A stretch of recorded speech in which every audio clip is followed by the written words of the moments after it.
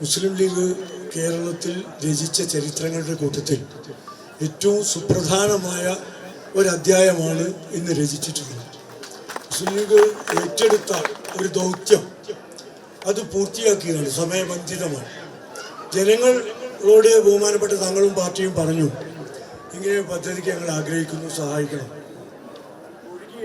ഓടിക്കണം, ഒരു പരിമിതിയില്ലാതെ കേരളത്തിനകത്തും പുറത്തും, ഇന്ത്യക്കകത്തും പുറത്തും ജാതിമത ഭേദമില്ലാതെ, വ്യത്യാസമില്ലാതെ കോടിക്കണക്കിന് രൂപയാണ് നമുക്ക് നമ്മുടെ ആപ്പിലേക്ക് ഒഴുകിയെത്തുന്നത്. അത് ജനങ്ങൾ ബഹുമാനപ്പെട്ട തങ്ങളെയും മുസ്ലിം ലീഗ് പാർട്ടി വിശ്വസിച്ച് തന്നതാണ്.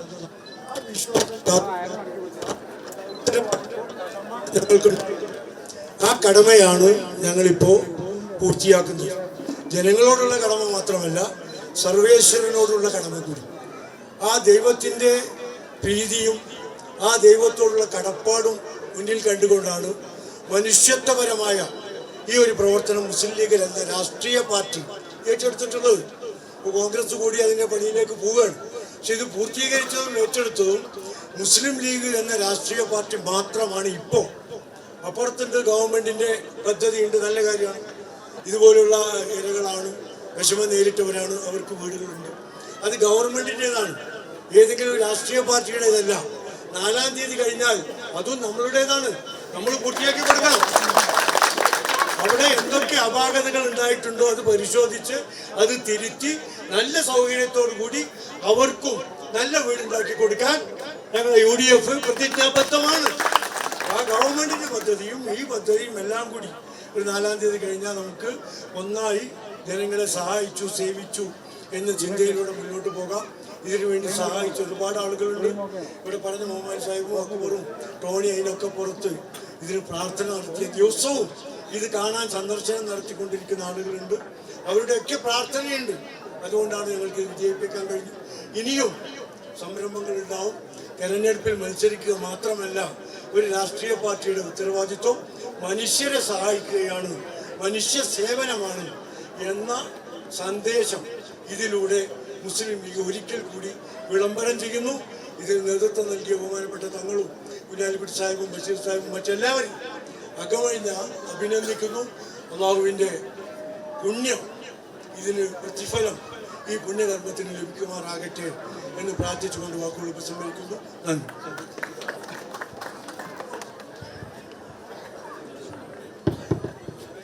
ബഹുമാന്യരെ, സഹപ്രവർത്തകർ, ഒന്നും പറയുന്നില്ല. നേരത്തെ സൂചിപ്പിച്ചതുപോലെ സമ്മിശ്ര വികാരം, കുറേ പേർ വിട്ടുപോയതിൻ്റെ വിഷമവും ജീവിതം തിരിച്ചു പിടിക്കുന്നതിൻ്റെ സന്തോഷവും, അതിൽ ഇന്ത്യൻ യൂണിയൻ മുസ്ലിം ലീഗ് ലോകത്ത് തന്നെ വിസ്മയം തീർത്ത് മുന്നോട്ട് പോവുകയാണ്. ഞാനൊരു കാര്യം ഇവിടെ പ്രത്യേകം എടുത്തു പറയുന്നു. ജീവകാരുണ്യ പ്രവർത്തനത്തിലും സഹജീവി സ്നേഹത്തിലും രാഷ്ട്രീയത്തിനും മതത്തിനും എല്ലാത്തിനും അപ്പുറം മനുഷ്യനെ ചേർത്ത് നിർത്താനുള്ള ഓട്ടത്തിൽ മുസ്ലിം ലീഗിനോട് മത്സരിക്കാൻ ആരും നിൽക്കരുത് എന്നുള്ളത് പ്രത്യേകം ഈ സന്ദർഭത്തിൽ എടുത്തു പറയാനും ആഗ്രഹിക്കുന്നു.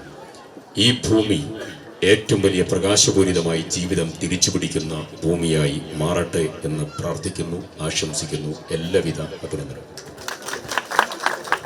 DCC പ്രസിഡന്റ് അഡ്വക്കേറ്റ്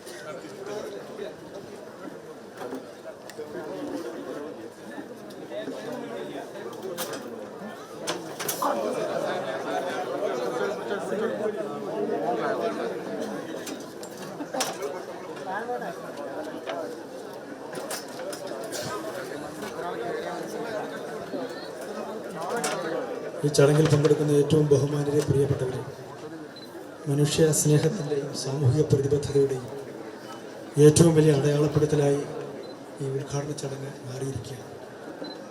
ഒരുപക്ഷെ ഒരു ജീവകാരുണ്യ പ്രവർത്തനങ്ങളിൽ സമാനതകളില്ലാത്ത ഒരു പദ്ധതിയുടെ പൂർത്തീകരണമാണ് ഇവിടെ നടന്നിട്ടുള്ളത്. ഈ സമ്മിശ്ര വികാരം ഉൾക്കൊള്ളുന്ന ഈ ചടങ്ങിൽ ഇന്റർനാഷണൽ കോൺഗ്രസ് പങ്കുചേരുന്നു. എല്ലാവർക്കും അഭിവാദ്യം. ജില്ലാ പഞ്ചായത്ത് പ്രസിഡന്റ് ശ്രീമതി ചന്ദ്രിക.